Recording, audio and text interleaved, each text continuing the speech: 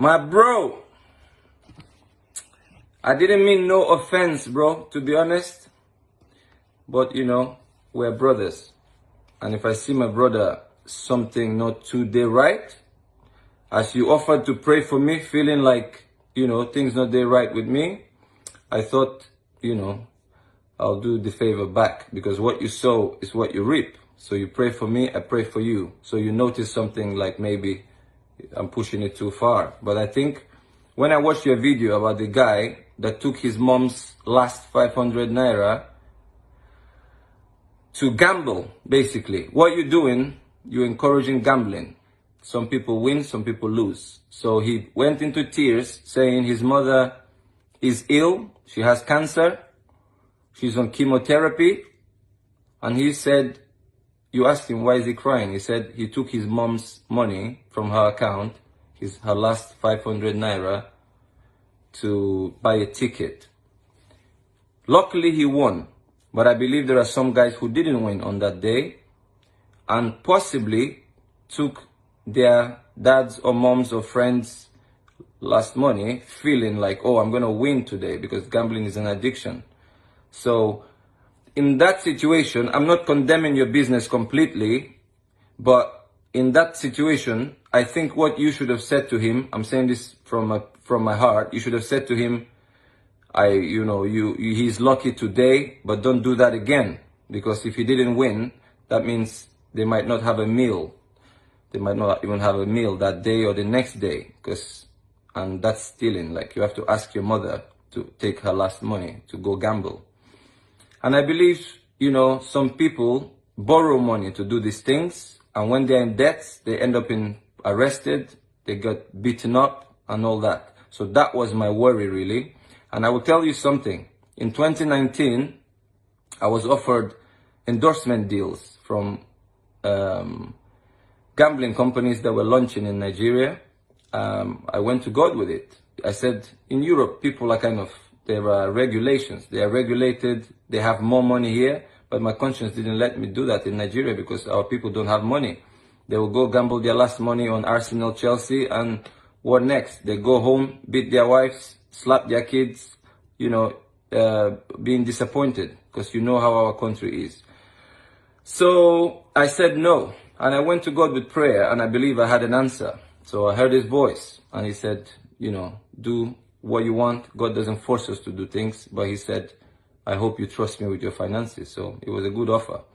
A couple of months later, through the NFF, you can ask Dayo NAB, I received another message and he says, osaze, there is a company here, like gambling company, they want to offer you something.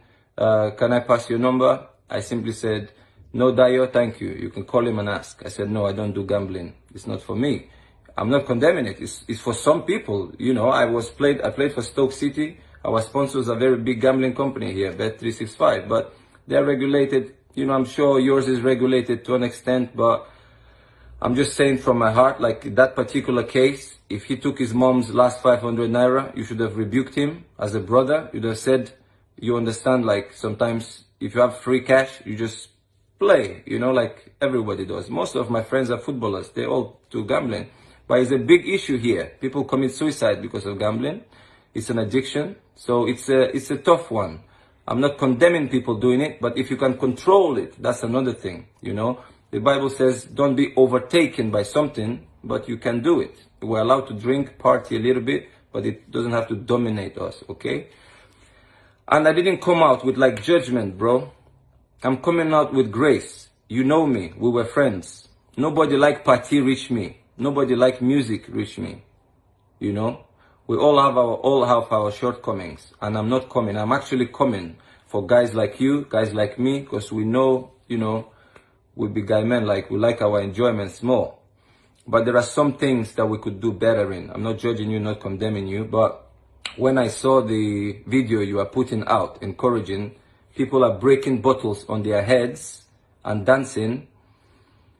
And I asked you, if these were your sons, will you encourage them to do that? So this is how our Christmas should be in Nigeria now. Guys breaking bottles on their heads and dancing like crazy. I'm just saying my opinion. I don't think it's right. maybe once a year you want to go mad, you go to somewhere and do that. But not to bring that kind of thinking into Christmas, because, you know, it's family time, it's nice time. I don't think we will make that day nice. So apologies if I offended you in any way. I was kind of, you know, disappointed in a few other things, because, you know, my heart is bleeding for Nigeria every day. And one reason why I'm supporting Trump is very simple. Lockdown means death for lots of our people. We all witnessed what was happening during the crisis we recently lived through. Our people, some of them were falling down from roofs trying to reach palliatives just for a bag of rice. I think a girl, they said she fell and died.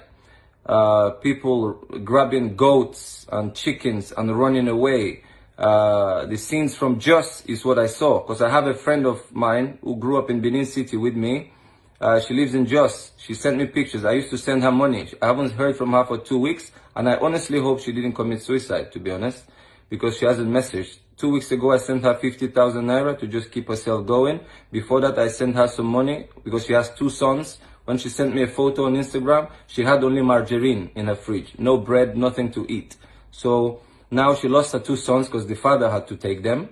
She's from Jos. The father had to take them because she can't look after 2 boys. And it's heartbreaking to see a mother go away from the kids. I believe you and your brother loved your mom a lot, and we have a soft spot for our moms. So what I'm saying is, he shouldn't have taken his mom's last 500 naira to go and gamble. But apologies if I offended you in any way.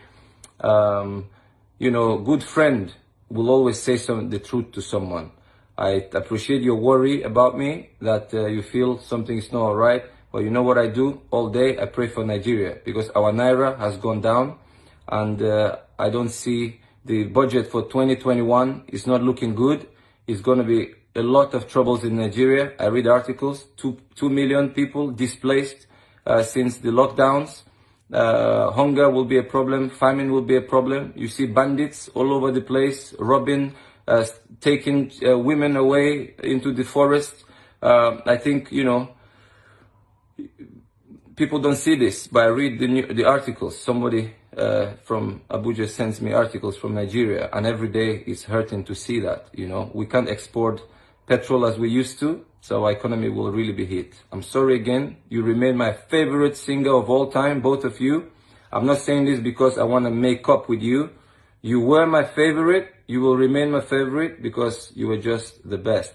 And I liked the innocent songs that you guys used to sing, and your beats are the best in the world.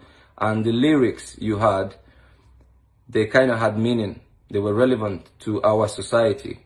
So let's not go too far and start Americanizing, because, you know, we keep our uniqueness, not to conform to anyone else. That's actually what I'm trying to say. So all I'm doing now is encouraging our people. I pray for our people every day, because I see harder and harder times coming, because our economy has taken a hit, and I don't see it rebounding in the near future. God bless you, bro. And you have a half Russian wife. Say hi to her. You are not a stranger to me, as you know yourself. I appreciate your prayer. Be blessed. And I'm sorry again if I offended you in any way. Bro, you be my guy, man.